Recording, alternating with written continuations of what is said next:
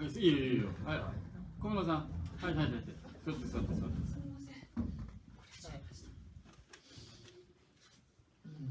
はいどうぞ。Hi everyone. First, let me share with you a story titled "Those Who Lack Compassion, Kindness Tested." This is from a very great book called "Something You Forgot Along the Way: Stories of Wisdom and Learning" by Kentetsu Takamori. One day, Shakyamuni went out disguised as a beggar. He knocked on the door of a house and asked for a bowl of rice. "I cook only enough for my husband and myself," said the housewife coldly. "Then could you offer me a cup of tea?" "Tea is too good for a beggar. Water should be good enough." "I feel so weak. I can hardly move. Will you please fetch me some water?" "Some nerve! A beggar ordering people around? There's plenty of water in the river in front of the house. So go over there and drink to your heart's content." Suddenly, Shakyamuni revealed himself and said, "What a merciless person you are. Had you offered me a bowl of rice, I would have given you this iron bowl full of gold. Had you offered me a cup of tea, I would have given it to you full of silver. And had you offered me water, I would have given it to you full of tin. But you have no kindness. No happiness will ever come to you as you are." "Oh, Shakyamuni, is it you? Here, please accept an offering." "I cannot. Charity that expects something in return is mixed with poison. I will not accept anything from you." With this, Shakyamuni turned and left. When the woman's husband came home, she told him the whole story. "You're so stupid," he said. "Why didn't you offer him the bowl of rice in the first place? Then you could have gotten a bowl full of gold in exchange. Believe me, if I'd known that, I would have given him 10 bowls of rice."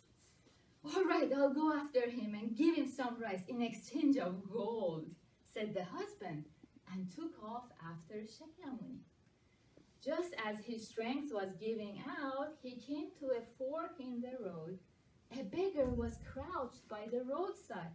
"Hey, beggar," said the husband, "did Shakyamuni pass by here?" "That I do not know, sir, but I'm so famished I cannot move. Won't you please give me something to eat?" "I didn't come here to feed you. I came for gold." At that moment, Shakyamuni revealed himself and said, "The husband is no better than the wife. Those who lack compassion will receive no happiness." "Oh, so you were Shakyamuni all along? It's you I came here to give this to." "No. Offerings made for the sake of honor and profit are poison.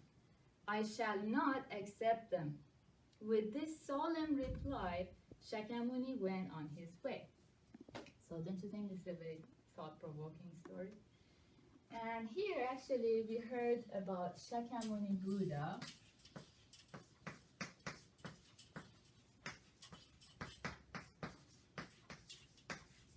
Who is the founder of Buddhism.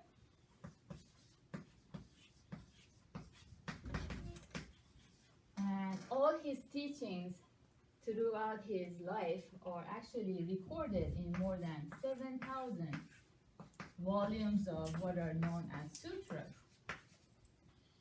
And you may wonder if you have to read all these sutras one by one, but actually, if we learn the principle that permeates all these 7,000 sutras, then we will know what Buddhism is all about.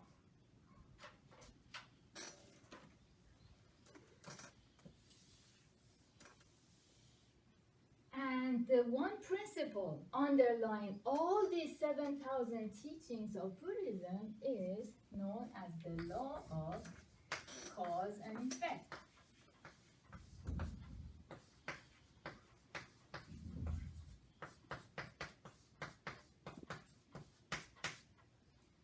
So this law of cause and effect is the foundation of Buddhism That means without understanding this law, there is no way we can understand what Buddhism is.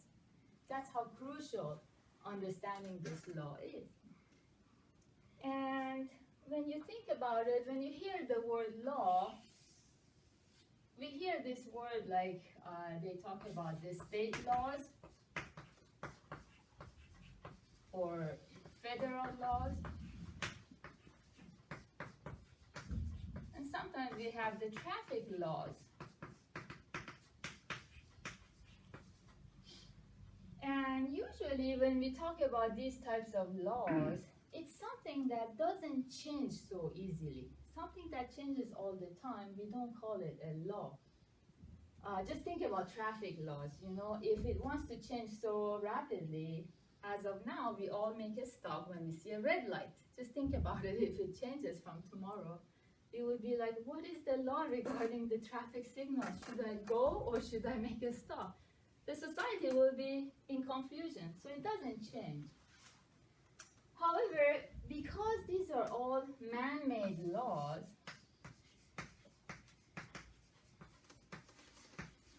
naturally they are subject to error. So once in a while they need to be amended and improved. So in America now the big news is about whether marriage can be, the definition of marriage can be extended so that if there are two men or two women who love each other, they can actually get married. And there are some states in the United States that have approved that and some states have not. So this is what it means when we talk about man-made laws. They are subject to change because as science and politics or medicine, they progress, we have the necessity of changing these laws. However, when it comes to the law of cause and effect, the word law in Buddhism is actually something that is valid throughout what Buddhism calls as 3 worlds and 10 directions.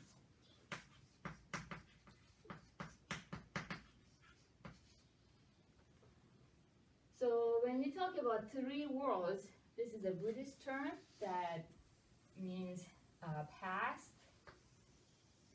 or present and the future.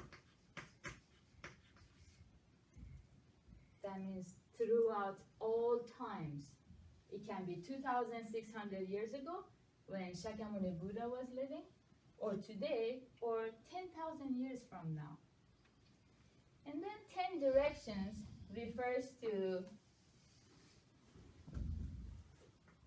north and south, east and west, 4 points in between, up and down, so that's 10 directions.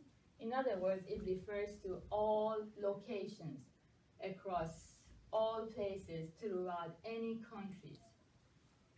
In other words, everywhere. So only something that is valid throughout all times and all spaces, it's known as a law in Buddhism. This is why even though politics, economics, science advance, there is, some people say Buddhism needs to be changed, but that's not correct. Because the law taught in Buddhism, it is valid throughout all times and all places.